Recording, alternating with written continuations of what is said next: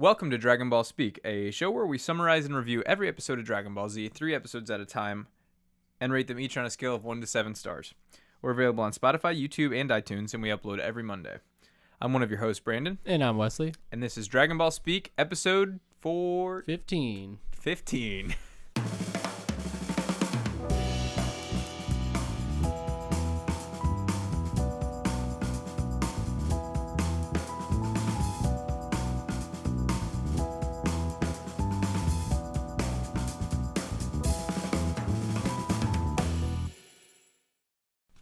Is it really big? Yeah. Whoops. All right. So, tell me before anything. Just tell me how you're feeling now about this. The last episode was kind of okay, but it still sucked. Yeah. Everything still sucked. All right. I think this is going to be a really interesting one. So, let's start with Held Captive, okay? Episode 40. Oh, sorry. I'm way behind. A friendly surprise. I'm like literally stuck on episode 14. Episode 43 of Dragon Ball Z is called A Friendly Surprise. And it's called, in Japanese, it's called The Dragon Balls Are Here. Piccolo-san comes back to life. Which he didn't. No, not at all. Like, not even. That would have been really misleading. But anyways, the chapter counterpart is, once again, it is the return of Vegeta. It's just that single chapter because we got some Vegeta stuff in this episode. Mm-hmm. But we start with some really silly. They're looking for the Dragon Ball underground in an ice cave, and Krillin and Gohan are like heating up the ice wall For a long time. For a very long time. And then she's like, "Can you guys hurry up?" And then they stop, and they're like, "No, it takes a long time." And it's like, "Great, well, you just stopped. You so just now stopped. It's gonna take even longer." Dude, Bulma in these few episodes has been pretty bad. Yeah. Like worse than Dragon Ball Bulma. Yeah. Bulma complains to Zakro that all the cold air must be bad for her skin, but then realizes he's nowhere to be seen. They get the Dragon Ball out of the ice, they cheer, and they start a cave-in. Yeah. And then we slide down ice for like It's Ice 15 Age, minutes, baby. dude. We Ice Age now. so long, so much. Half this episode was just them sliding. Yeah. The two shadowy figures monitor remotely, and the floor gives way. Yeah, they fall. They're sliding down the ice. They steer. Krillin does a Kamehameha to steer them into the.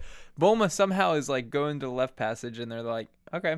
And then it ends up being right, I guess. This part was pretty bad. But we cut to Vegeta, which is significantly more interesting, and he's getting dressed in his battle gear and stuff. And his doctor is basically wondering what could have done that. I'm surprised he What didn't could've done? knock the doctor out, because the doctor was kind of talking shit to him, and Vegeta that I know would probably have just punched that dude. But I guess if he's a doctor, I don't know. But That and right. I mean, I guess he is helping him, and Vegeta seems really laser focused on his goal right now. yeah, Even Kui was shit talking him in the hallways, and he wasn't. he was just whatever. Whatever. Yeah, exactly. You're insignificant. That's true. When asked, Vegeta asked the doctor where Frieza went, and he says he's no longer on the planet, but Kui wants to speak with him. And Vegeta replies that he has nothing to say to Kui and walks off without taking his scouter.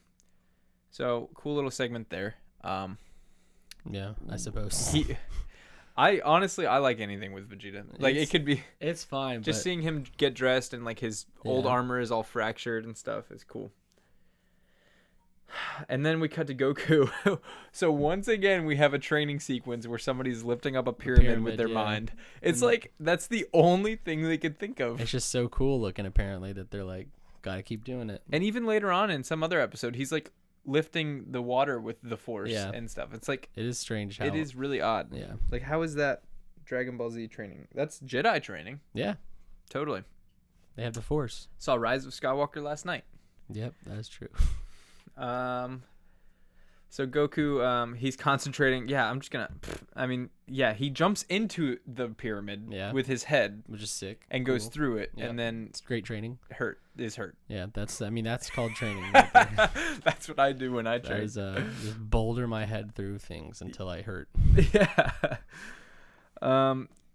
So yeah, and then what? They're doing the Ice Age slide down the ice, and then there's a snowball that comes out down. because the guys are. It's all an illusion. Yeah. So we know that now, but yeah, and then I don't even remember. It runs over the spikes and then becomes a spiky snowball. This part was so bad. so stupid. They slide for so long. I guess it's an illusion, so there is really, and it could slide for an infinite amount of time. But I was like, why are we doing it? This is 15 minutes of them sliding and doing. I want to get into the illusion thing in a second here. Yeah. But they slide out of the mouth of the cave. First off, how did they even fall down there? They can fly. I don't like the falling thing. Bulma can't fly, and apparently Gohan and Krillin are not strong enough to lift her. I guess, yeah. Also, Gohan had a really hard time balancing on the piece of ice. Gohan, yeah. It was like going down, but he was running up, but he was doing it backwards on his heels. What I was like, that? The physics of that really run does not. Weird. I was like, you would not be standing still doing what you're doing. No, you would not. I thought that too. I was like, that is so weird. Yeah. And they fall in the pit, and they fly, and they don't fall in the pit this time. Making their way towards the last Dragon Ball, Krillin feels suspicious about something, but it's unable to put it into words for Bulma. But the show shows us that that's where the dinosaur was, and the giant tracks. Oh, right. So he's like, I've been here before. Yeah. They monitor. The mysterious pair continue to monitor the activities, the people watching them, and they continue the path. They come to a lake, which says it's the location of the last Dragon Ball. And then Gohan's excited to bring back Piccolo, so he tries to get it. But an invisible force takes hold of him, which ends up being like Nautiluses, I guess. Yeah, like Ammonites. Yeah, I was about to say that from Pokemon. Yeah. But even though, were those actually there? No. I guess or were they? I don't know. Who knows? The illusion was that they aren't there, and then the reality is that they were there. It was just more of the force holding Gohan back. Oh, yeah, you're right, because it was invisible. Yeah. Yeah. And then, the two quote-unquote Namekians show up and take Bulma by the elbow. And it cuts to Chi-Chi and Roshi picking up Goku. Same old there. Just doing, The Goku stuff is... Last week I liked that he was like trying to escape and go and train, but now I don't like it anymore. Because it's just this... Bad. Yeah, it's just the same thing. He's just trying to escape and then Chi-Chi has to go find him, and it's talking about dandruff and all kind of stuff. Yeah, I know. So Vegeta makes his way down a hallway, planning to return to Earth after finishing the job he started, but or he talks about how he wishes he could go back to Earth, but he thinks it's a better option to go to Namek first. But he's stopped by Kui, he's the one who looks like a purple catfish, if you guys don't remember. Mm-hmm. But he's recognizable as the warrior seen in that one flashback last week. Oh, yeah, that's right. That's the one that I thought was Frieza, and I was like, he looks weird. He looks different. Yeah. But he teases Vegeta about being beat up and losing Nappa and Raditz, and Vegeta brushes him off. But then Kui also tells Vegeta that Frieza's mad at him for attacking Earth without authorization. But will overlook the breach of protocol since Vegeta's actions led Frieza to find out about the Dragon Balls. Frieza intends to use them to wish for immortality and is already on Namek pursuing that goal.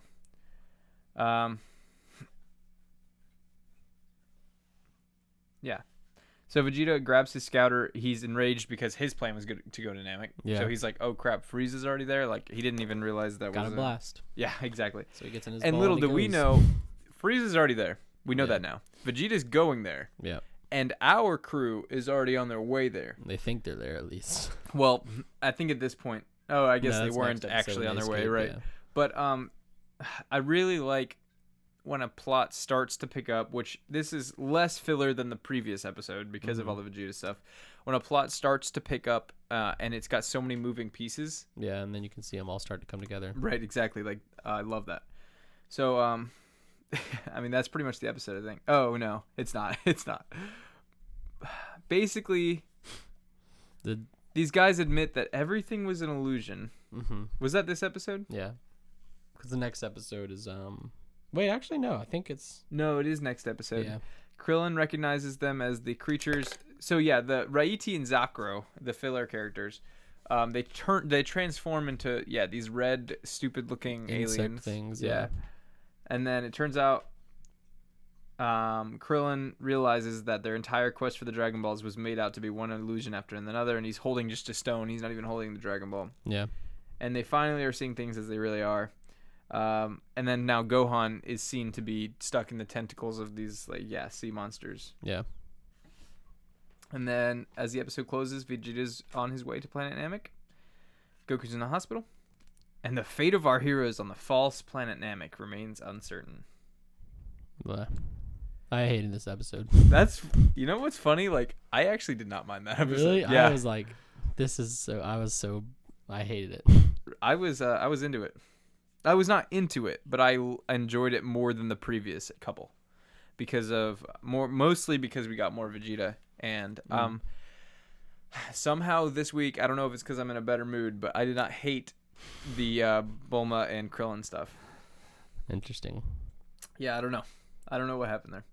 So moving on to Brood of Evil, episode 43 of episode 44 of Dragon Ball Z. It was all fake. None of it was real. We find out that it was all a big old illusion. Yeah, so Krillin and Gohan are struggling against these tentacles, and the guys say, don't worry, they only eat at night, so they're just going to hold you there till it's dark outside. Makes sense, yeah. Which, like most like prey-predator situations, the predators just hold the prey until they want to eat them. They definitely don't hunt just when they're hungry. No. That'd be silly, because like... No, because you want to like spend all that energy keeping them in place. Yeah. So that made sense. So, God... They explain, Raiti and Zakuro, the two pink aliens, explain that the planet they were on is worthless, and their ship crash landed, and they've been trapped forever.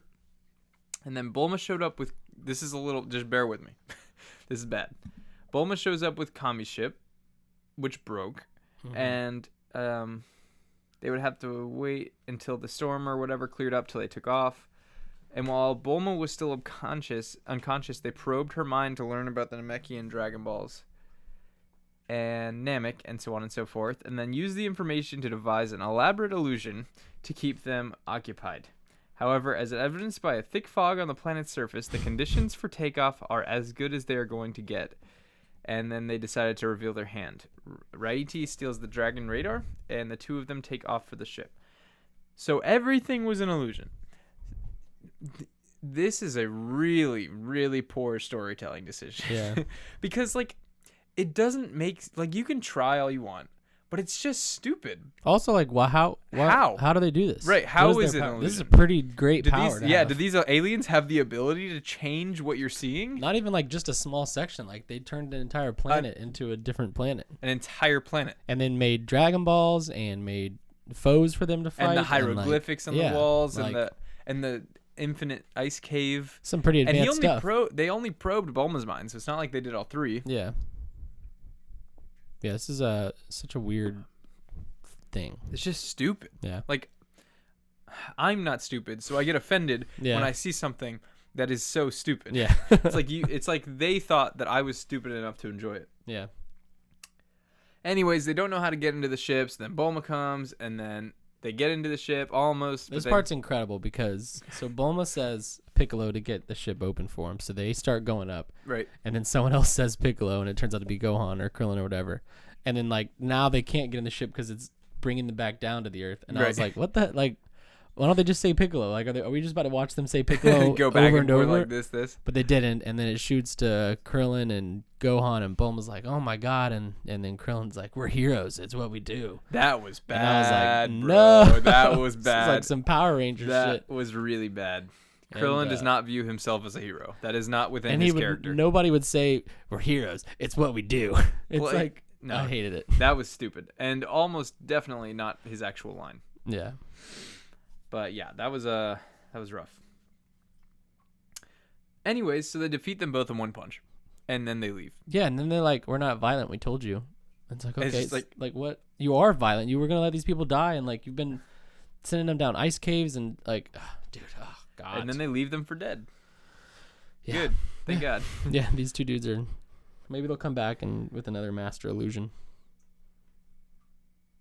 Yeah, I'm going to skip this entire paragraph about the tentacles being entangled and blasting around in the water and stuff. Yeah, they escape. They escaped. Then they take off. Then Chi-Chi... Okay, so Chi-Chi in the hospital is changing, and Goku's trying to get out of the... changing the vase. Not changing her clothes, but changing the vase, the flowers in the vase. And then Goku's trying to leave, but then the doctors find him. And... they're just really trying to give him something to do. And it's very boring.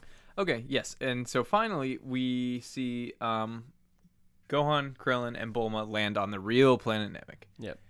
And then shortly after, they see a Saiyan ball. Yeah, Saiyan ball. They see one of those land, and who could it possibly be? Yeah. Vegeta. It's Vegeta.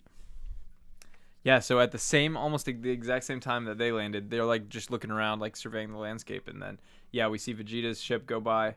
And they're like really scared that Vegeta's coming for them, but it turns out Vegeta's there for Frieza. So you have this cool dynamic. Right before this, we did see the Dragon Balls. 4 of them have already been collected, so they thought it was the Namekians that would have had them. We now know that that's not the case, but yeah. Krillin decides that if Vegeta gets the Dragon Balls, they'll be doomed regardless of anything. And so they stay. Bulma wishes them luck, and she's going to go back and come back with Goku. And meanwhile, Vegeta emerges from his pod. Yeah, so he's cursing Frieza. What were you saying? What dynamic? It's just cool that like they think Vegeta's there for them, but Vegeta's there for Frieza. Right, and they're all there for the Dragon Balls. Exactly, yeah. Which are big boys. Them some big old balls. Like I was like, what the heck? Yeah. Yeah, and we get like a little look at Frieza too, like short look at Frieza, bottom of his face, and weird voice. I don't remember his voice being like that in the movie I saw. That it's not. Yeah, this is a weird voice. It's Grandma Frieza. Yeah, it's not very imposing, and those balls are big. I mean, there's some husky balls, big old balls. Yeah, so Frieza's voice actor has changed a few times. I don't remember exactly, but if I do remember right, then this original one is a woman. I thought so. I was like, man, is Frieza a girl? And I like, or it might be a guy, and it just like sounds like an old woman. I don't remember. They definitely the voice actress is definitely like an old woman or something. I don't know. I don't remember. But yeah, it's a bit jarring because I'm not used to it because I've heard like so many different renditions. But anyway, we'll make it work, you know. Yeah. Vegeta emerges from his pod, cursing Frieza. Only by wishing him immortality upon himself does he stand a chance to defeat Frieza. Using his scouter, Vegeta locates Frieza's position and is able to tell that Frieza has brought 2 of his own henchmen, Zarbon and Dodoria, along with him. And then Bulma is filling Roshi in on the phone. And then they see another space pod fall through the atmosphere. Yeah. So I didn't even remember. I was like, who could that be? Yeah. But we learn shortly after, I think in the beginning of next episode, that it's actually Kui following Vegeta to take him out. As Krillin and Gohan wait for Bulma to finish, the space pod falls through, and they wonder why another Saiyan ship would arrive. And then we cut to the lifeless form of a Namekian native, dropping to the ground, bleeding to death out of his head. A battle-suited soldier carrying an enormous Dragon Ball presents his prize to Frieza. A mysterious figure in a dark hover pod comes forward to praise him. On his right is Dodoria, on his left is Zarbon. And they're carrying, the big Dragon Balls as well. Only 3 remaining to be found. So, yeah. We're finally past the Raiti and Zakro fake Namek stuff, which was genuinely one of the worst filler arcs, if you could call it that, of all time. 3 episodes they decided to dedicate to that arc. Yeah, it's funny, too, because like, it really is so pointless. Like, they were going to the real Namek, and they just stopped at a planet, had an inconsequential... conflict. 3 arc conflict, and then it's over, and it's like, okay, cool, thanks for wasting my time, but it's okay. Yeah, and I didn't really write much down. Should I tell you how many episodes do we have until we have another filler episode, or no? No, let's see if I can figure out when we get to filler. You're probably okay. I will at least say that it's gonna be a while now. Yeah, I figured. So we're in it now, like we're in the plot. I like that. So we're not in between arcs or anything.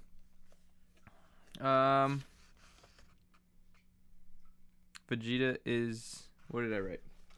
Hot. Is there as well. Oh, cool. That's great note taking. You're really on top of things. All right. So moving on to Frieza Strikes, which Frieza doesn't strike anything. No, he doesn't. In this episode, but that's okay. Frieza's there. Vegeta's ambition, I am the greatest warrior in the universe, is the 10th episode of the Namek saga. If you're a manga reader, the chapter counterpart is 3 of them. Planet Namek, Cold and Dark, The Mysterious Strangers, and Vegeta's True Power. But let's just go through this one really quick. This is actually not a super heavy episode. No, there's not really too much that happens. Yeah. A soldier turns his Dragon Ball over to Dodoria. Frieza tells him to keep it under guard as Vegeta has come for them as well. So Frieza knows Vegeta's plan. Yeah. He's smarter. He's 2 steps ahead. He already figured it out. And plus, I guess he told them anyway. Like he said to Kui or whoever. So Zarbon informs Frieza that Kui's pod just landed and explained to Frieza about how Vegeta's recent arrival as well. Further, Zarbon is tracking 2 smaller unknown power levels, which have suddenly disappeared, which we know would be Krillin and Gohan, which suppressed their power. And Frieza's really not worried about it. He's just worried about the Dragon Balls. And he's confident that Kui will defeat Vegeta because his power level's higher. Yeah.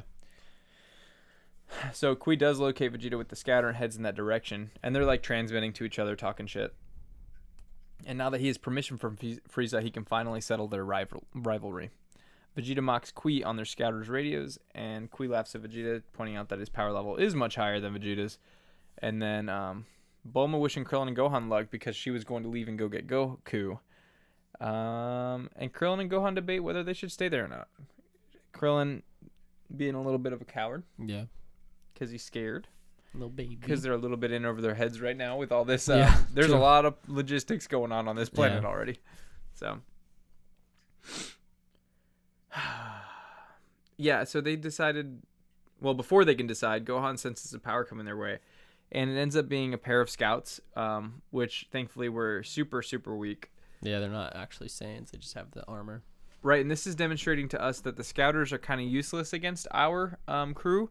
Because they can suppress their power. These guys had no idea. Which I guess we already learned that from the Vegeta fight, but still. And they're surprised that the battle armor looks like the Saiyan armor. Yeah. They're not Saiyans. The 2 scouts laugh at the power levels and then blast a hole through the ship to keep them from escaping. And Krillin tells Gohan to release his power. And they power up and they defeat them. But Bulma's worried the damage to the ship is too extensive to repair. So now we have the trouble of... They're stuck. Yeah. Their ship is destroyed. By the end of the episode, they found a cave to stay in. But I don't know what they're gonna do. Yeah, basically. Actually, they're gonna try to find a local Namek to repair their ship. Because Bulma really wants to get off the planet. Yeah, I mean, she's definitely doesn't have a place there right now. Zarbon's scouter has followed the battle, and he seems concerned. This is the so they say like our 2 scouts just disappeared at the same time, which means they'd probably died. And Frieza's not really worried about them being, about the 2 being a threat despite killing the scouts. Yeah, he's really not worried about anything. Yeah, he does not care. He doesn't like the fact that they they defied warriors in his service and orders that they be eliminated the next time they appear, though. And Zarbon agrees. At the hospital, Goku's doing force training with a glass of water, I guess. He's miserable. With Chi-Chi just constantly berating him about their son and not having shampoo or conditioner for their hair and his dry scalp. And Gohan, and Goku also does mention he hopes Gohan's doing well. So our crew tries to find somewhere to hide, and maybe they can find a Namekian that fixes the ship. And then we get a bit of a conflict here. Kui finally arrives at Vegeta's location. And after locating him, Cut advances against him, but Vegeta dodges the thrust, leaving Kui to turn to the opponent with a smile. He taunts Vegeta about his low power level. So we get this, I won't read every word of this description, but we get this conflict between Kui and Vegeta where Kui was supposed to be a lot stronger. Yeah.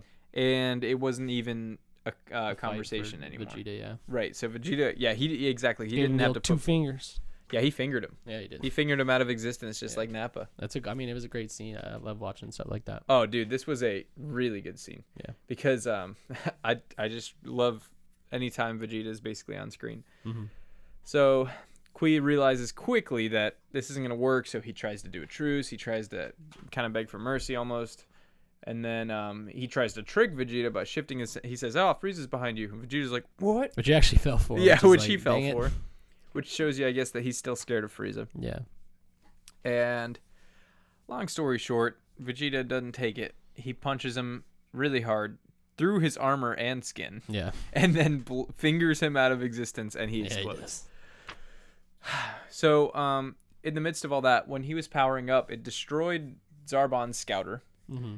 And they were all kind of commenting on how powerful, right? 22, 24, and then Frieza said 24, and he basically says it's insignificant to his power level, which is interesting. That means Frieza's strong as hell. He's strong boy. Yeah, that's what we can assume here. So Vegeta realizes his actions were registered by the other scouters, so he knows that they know that he's hit there and how strong he is. And he's certain that he can take on Zarbon and Dodoria, but he says he's still no match for Frieza. So not only does Frieza have the confidence, Vegeta is like, Frieza would win. Yeah. Like, he knows that he would not be able to win that fight. So he devises the strategy to prevent Frieza's wish from being granted by finding just one Dragon Ball and hiding it, since he'll need all 6. And we know these people don't have radars like our crew. Yep. So, and then he wants to steal the other 6 afterwards and make his own wish, and then defeat Frieza afterwards. So one of Frieza's men locates several Namekian readers on the scouter, prompting Frieza to tell them that it's good news, and then hopefully they'll have a 5th Dragon Ball for them to acquire. Frieza then warns his men to stay alert because there's a few pests lurking about. Ooh. Eee, pests. And then lastly, Krillin tells Bulma to hurry up. Bulma's struggling to keep up, and they can't fly her because they're suppressing their energy. Krillin finds a cave, and Bulma complains as usual. Oh, and then right there at the last second, Krillin senses a lot of bad power levels, and then warns everyone to get inside the cave and hide. Yep. And that's it. Pretty interesting set of episodes. Each one got better for me, but definitely overall, I was still a little bored. Yeah. 45 was definitely the best one. The most recent one? Yeah. Because we're actually getting like plot and characters matters. And stuff is actually happening. But no, I agree. It was not fantastic by any means. The first 2 especially. Yeah. I gave the episode 43 a 1 out of 7 because I really hated it. I gave it a 3 out of 7. Really? Yeah. That's the one I really didn't mind it too much. No. I just hated the ice sliding. It was like so much of the episode, and then we got like a small little glimpse of Vegeta, but it was just not. Ultimately, I was very bored during the episode. Fair enough. And I'm handing out ones like ain't nobody's business. Yeah, it's true. You used to be picky about it. Yeah, now it's like, nah, I got to put this filler in its place. And Brood of Evil? I gave it 2 out of 7. I gave it also a 3 out of 7. Mostly, once again, because we got Vegeta plot. Yeah. Yeah, it was better than the one before, so I gave it a little bump. And then 45, I gave it 3 out of 7 because it was even better than the prior episode. I gave a 4 out of 7. Okay, so I'm like 1 behind you. Yeah. So what do you think is going to happen next? We got 2 minutes. I think that I honestly don't really know. I mean, I know it's interesting because Frieza like isn't really doing anything, like he doesn't care, and he's got his people going after him. I hope that Goku gets involved somehow because I'm tired of him being in the hospital. And I hope that we don't see Krillin and Gohan and Bulma just hang out in a cave for the next few episodes because there's a good opportunity for them to strike with surprise. If Vegeta's focused on Frieza, Frieza's focused on Vegeta, they can suppress their power levels. I think they could at least take out those 2 henchmen in the meantime, but we'll see. I don't even know if they can hold those big old balls. No, them big boys. Balls. Yeah. And it's interesting because now we have our biggest enemy is Vegeta. Yeah. But we also know that he has enemies. Which is scary. Right. Yeah. So, definitely scary. So, ladies and gentlemen, this has been episode 15 of Dragon Ball Speak. What's going to happen next? Are we going to get Dragon Balls? Are we going to... Are we going to stay in... Yeah, I know. Are we going to stay in a cave for the next 3 episodes? Or will something really cool happen? Find out next time on episode 16 of Dragon Ball Speak.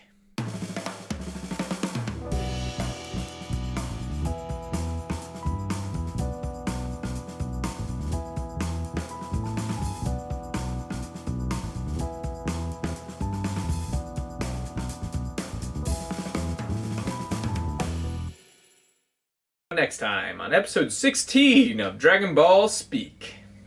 Come on down.